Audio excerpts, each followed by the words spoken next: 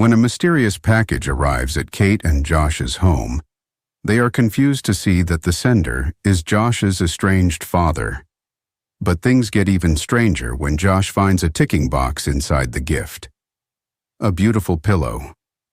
A confrontation occurs, and Josh is left battling with the truth. Should he forgive his father, or act like their relationship is non-existent? Before we continue, please take some time to subscribe to Dailydose, like, and share this video with your friends. Josh had just taken their daughter Emily for a stroll around the garden when the doorbell rang, signaling that the day needed to begin. "I have a package for you," the delivery man said as I opened the door. I signed and carried the box into the kitchen. Our third wedding anniversary was this week, and Josh was always ordering things for me. "I just want to surprise you, Kate," he said one day while we were lounging on the couch. "It's just the little things, you know." So, naturally, as I took the package to the kitchen, I just assumed that it was from him, until I took a pair of scissors and cut through the thick tape. Opening the package, I found a beautifully embroidered pillow, a note sticking out beneath it. It would have matched our living room decor perfectly. "Happy anniversary, Josh and Kate. Taylor." For a moment, I reveled in the kindness of the gesture, but then I remembered that there was no way possible that Josh would accept this gift.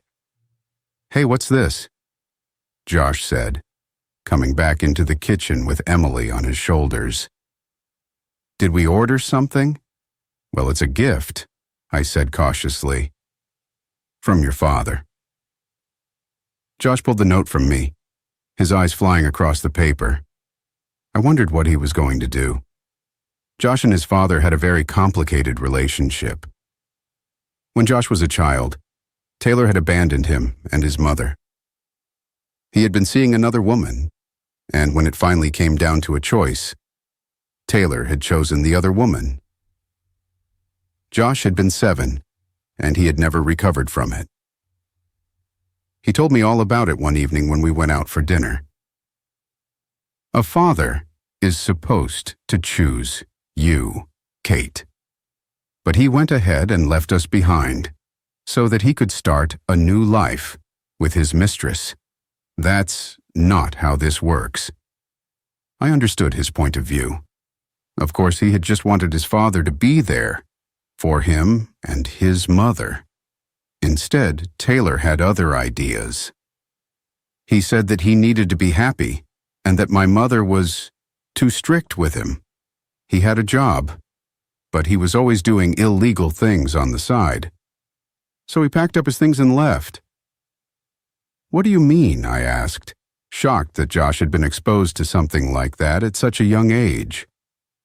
"Money swindling it, gambling, all that," my husband said as he picked up his glass of whiskey.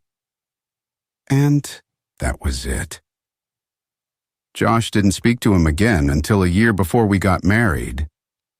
Taylor had heard about our upcoming wedding through other relatives, and he thought it was the perfect opportunity to try and make things right between them. But Josh refused. "I don't want him around us on our special day, Kate. It's not going to benefit anyone. And if anything, seeing him will spoil everything for me."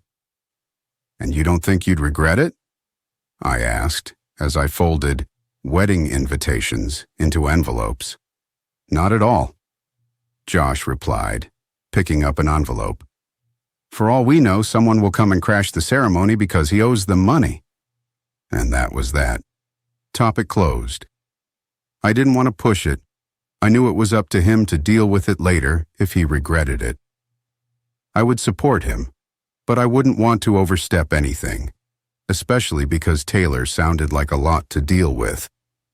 When Emily was born, Taylor tried to get into our good books one more time. He wanted to reach out and try to make things right with Josh, so that he could have his role of being a grandfather. I don't want him around us, I don't want him around our child. Please, Kate, don't fight me on this one.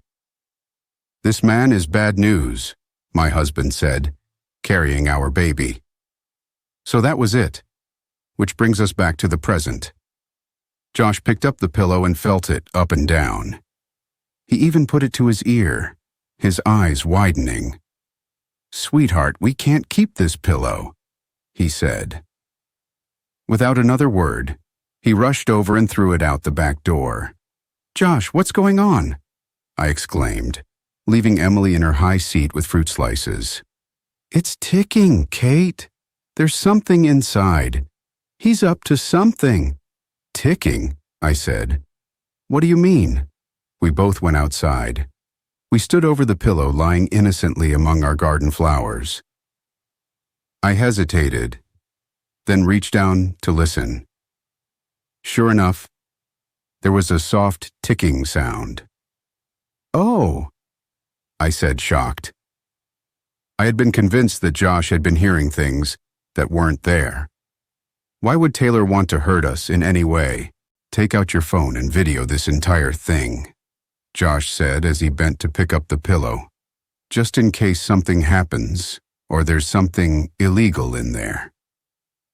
With a deep breath, Josh tore the pillow open to reveal a small, mysterious box equipped with a timer. "What the hell is that?"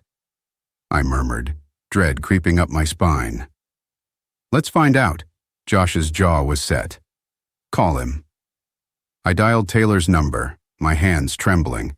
"Hi, Kate," he said, his voice cheery. "Did you get my package?" I didn't know what to get you, but I knew that I had to get something. "There's something inside the pillow," Josh said. "A box. It's making a sound. What is it?" "Please be honest," I said. "It's a gift, Kate. For your anniversary." Taylor's voice was calm, almost soothing to me. "The sound is probably the timer. It's supposed to make a sound and open on the day," he said. "There's something in there." My husband snatched the phone from my hand. "Do you really think we want anything from you? What's really in the box, Dad? Is there something that shouldn't be there? Something illegal?" Josh demanded. "Please, Josh," he said. "It's just a gesture. I mean absolutely no harm." "If you truly mean that, then stay out of our lives." "Wait, Kate," Taylor said. "Just open the box, okay?" Taylor sighed deeply, and Josh reached out and cut the call. I looked at my husband. He seemed confused by it all. I knew that he was curious about what was inside the little box, but he was traumatized by everything his father had done. "What do you want to do?" I asked him. "I don't know," he said, holding his head. "Let's open it," I said. "If he wanted me to open it, then there's no way that he's trying to hurt us, darling. Okay?" Josh nodded slowly, finally accepting it for what it was. His father had simply wanted to reach out to us and give us a gift. That maybe everything was as easy as it seemed. "But record it, okay?" Josh said. I picked up my phone again and began recording.